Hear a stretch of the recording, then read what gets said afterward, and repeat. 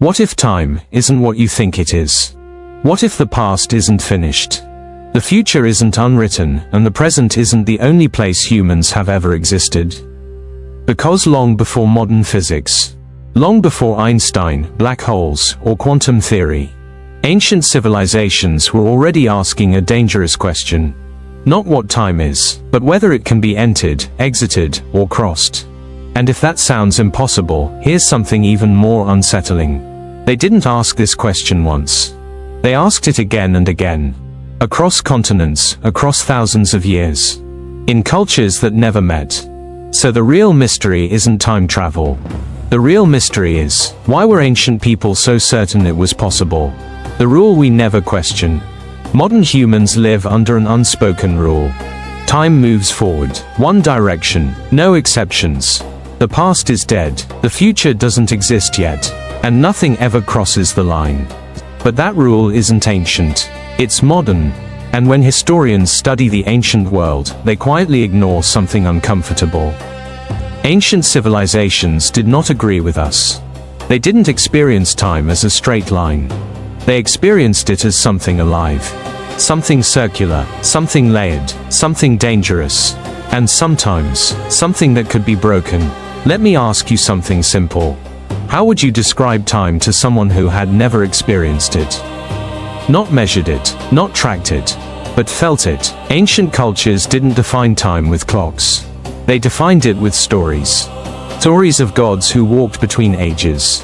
Stories of messengers who arrived before their time. Stories of warnings from the future. We're told these are myths.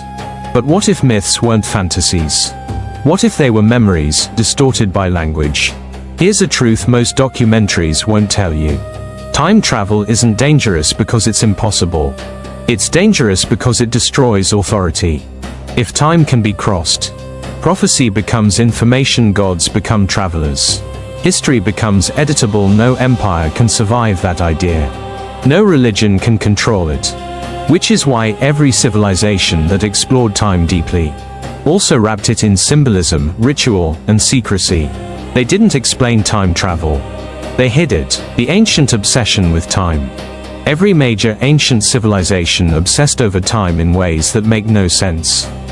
For survival alone, the Egyptians aligned monuments with stellar cycles lasting tens of thousands of years. The Maya tracked astronomical movements so precisely that modern scientists still debate how they did it. Ancient Indian texts describe time as elastic, stretching, compressing, even stopping entirely. The Greeks openly debated whether time could repeat, loop, or collapse. Ask yourself, why would societies struggling with food, disease, and war invest so much energy into something as abstract as time? Unless it wasn't abstract to them at all. Now this is where the story gets uncomfortable. Throughout ancient history, we see knowledge spikes. Not gradual development, sudden appearances of advanced understanding. Precise astronomy, mathematics far ahead of the era. Engineering techniques with no clear origin. Medical procedures centuries before their time. And then, that knowledge disappears. Civilizations collapse, libraries burn, progress resets, almost as if information arrived, then was lost, or taken. We like to imagine ancient humans as simple. But their achievements say otherwise. They mapped the heavens without telescopes. Calculated planetary cycles without computers. Encoded mathematical constants into temples and myths. This isn't trial and error. This is inherited knowledge, which raises a disturbing question.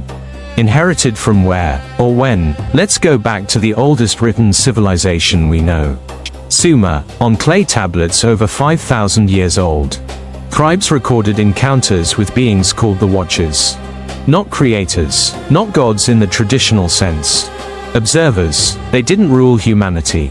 They warned it. They spoke of future floods, future destruction, future resets. Why warn people about disasters you can't stop? Unless you've already seen them happen. Here's something almost no one tells you. Ancient cultures didn't believe history was unique. They believed it repeats. The Maya described time as wheels within wheels.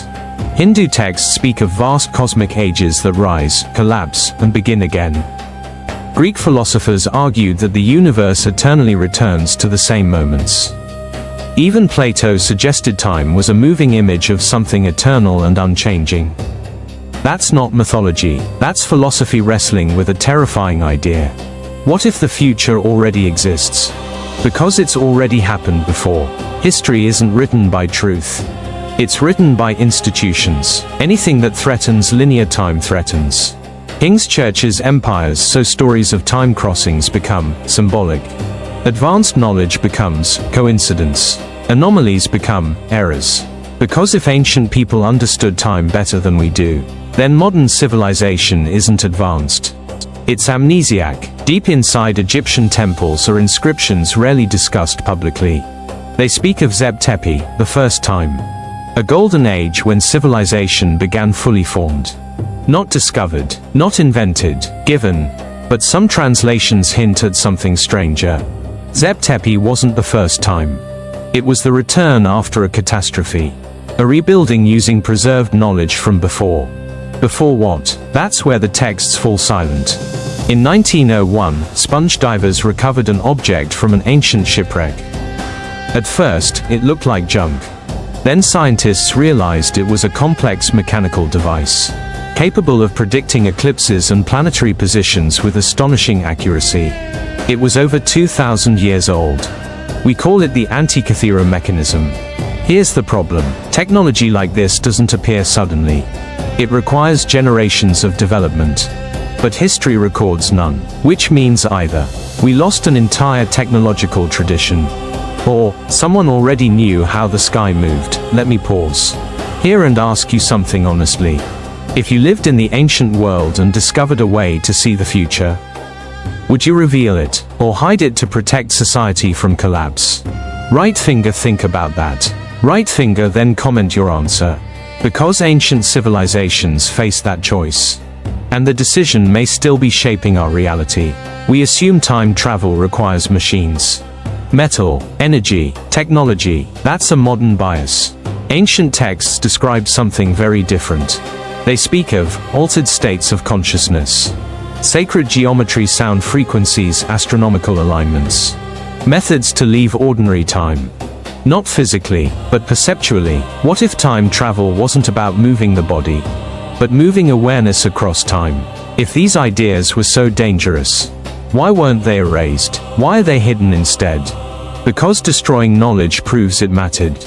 Hiding it allows doubt, and doubt keeps the world stable. Which is why ancient manuscripts remain locked away, not burned. Preserved, waiting. So here's what we know so far. Ancient civilizations understood time as flexible. Recorded future events, possessed advanced knowledge with no clear origin. Believed history repeats. These are not random facts.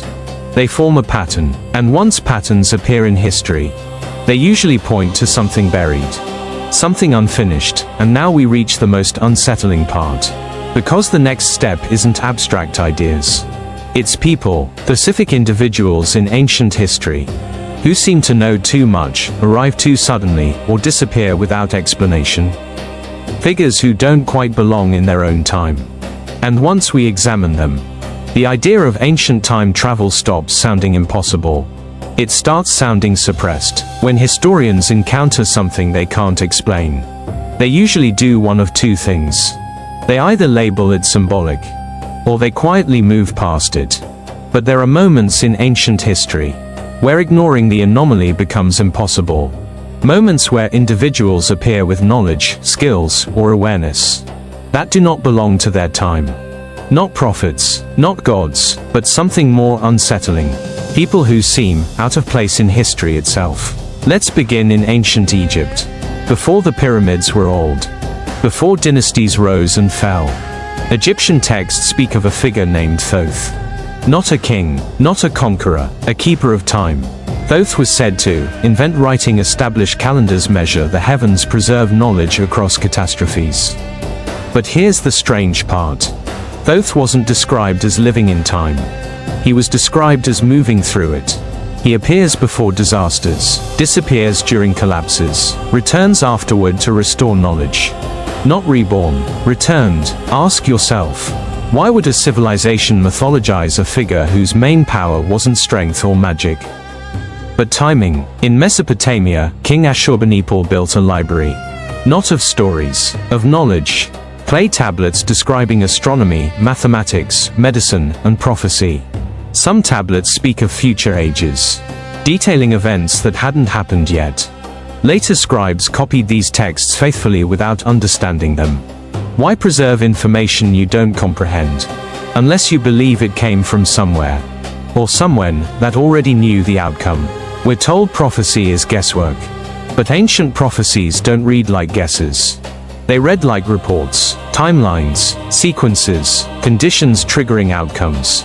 In Hindu texts, future ages are described in disturbing detail. Technological obsession, moral decay, environmental collapse. Written thousands of years before industrial civilization. Coincidence, or someone observing a future cycle that had already occurred once before? Throughout ancient history, knowledge doesn't spread gradually. It appears at exactly the moment it's needed. Agriculture emerges. Suddenly, architecture leaps forward. Writing systems appear fully formed. This isn't evolution, it's intervention, timed intervention, which raises a disturbing possibility. What if history isn't random? What if it's managed? Remember the Watchers. They don't just appear in Sumerian texts. They appear everywhere. In the Book of Enoch, in Mesoamerican legends, in ancient Persian writings. Different names, same role. Observers, teachers, warners. They don't stay. They arrive, deliver knowledge, then vanish, almost like travelers who can't remain too long in one era. Here's something chilling. Ancient cultures repeatedly describe global catastrophes, not local floods, planetary resets, ice ages, fire from the sky. Civilizations erased, and yet, they build monuments designed to survive them. Stone structures aligned to stars that will return thousands of years later. Why build for a future you'll never see, unless you believe someone will? Let's go back to that ancient device. The Antikythera mechanism didn't just track planets, it predicted cycles, eclipses, repeating astronomical events. It didn't ask what will happen, it asked when it will happen again. That's not curiosity, that's preparation. Now we approach a forbidden idea. What if ancient time travel didn't involve moving objects, but moving information? Information doesn't violate physics, it bends interpretation. Ancient rituals, sacred geometry, and altered states may have allowed access to information from outside the present moment. Not physically visiting the future, but receiving echoes from it. Dreams, visions, downloads of knowledge. What if prophecy was actually reception? Across the world, ancient symbols repeat. The serpent biting its tail, the spiral, the wheel, the eye. These aren't decorations, they're models of time, cycles, feedback loops, self-returning systems. Civilizations that never met describe time the same way. That doesn't happen by accident. Now here's the part that changes everything. If ancient people understood time so deeply, why don't we? The answer may be the most terrifying idea of all. Because knowledge of time may be too dangerous to keep. Too destabilizing, too powerful. Every civilization that reaches a certain level of understanding collapses shortly after, not before, after. As if something resets the board. Let's list the pattern clearly. Civilization advances, deep understanding of time emerges. Knowledge is encoded, not explained. Catastrophe follows. Survivors rebuild using fragments. This pattern repeats again and again. And patterns in history usually mean one thing: design. Let me ask you something unsettling. If humanity once learned how to access other points in time, and that knowledge caused disaster, would you let the next civilization rediscover it? Or would you make sure it was forgotten? Think carefully before you answer. Because the next part of this story suggests that someone already made that decision. Up to now, we've talked about ancient knowledge, timeless figures repeating catastrophes. But there's one final piece missing: physical evidence. Objects, texts, and anomalies that don't just suggest time manipulation. They demand an explanation. And once we examine them, the idea that ancient time travel was impossible becomes harder to defend than the idea that it existed, because in the final stretch of this journey, we're going to confront artifacts that shouldn't exist in their time accounts of people appearing from nowhere. And the terrifying reason history may be repeating itself now, and when we're done, the question won't be, was time travel possible in antiquity?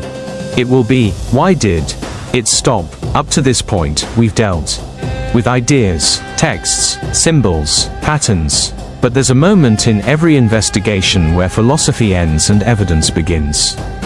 Because ideas can be dismissed, objects cannot. Throughout the ancient world, artifacts have been discovered that simply do not fit the timeline we're given. Metal alloys appearing centuries too early. Precision machining where hand tools were supposedly used. Maps depicting coastlines that were buried under ice.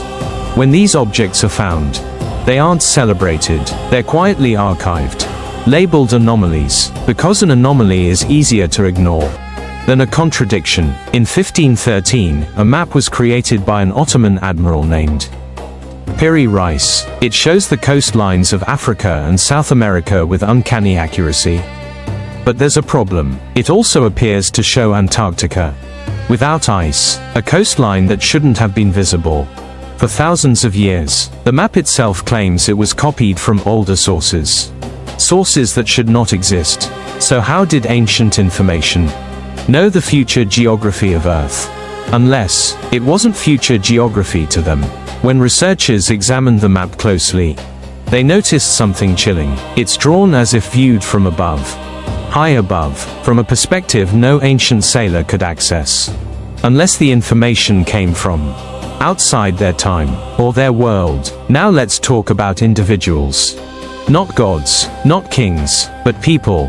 History occasionally records figures who arrive with no clear origin, change everything, then disappear without explanation. Teachers who introduce advanced ideas. Engineers who solve impossible problems. Advisors who predict outcomes with terrifying accuracy.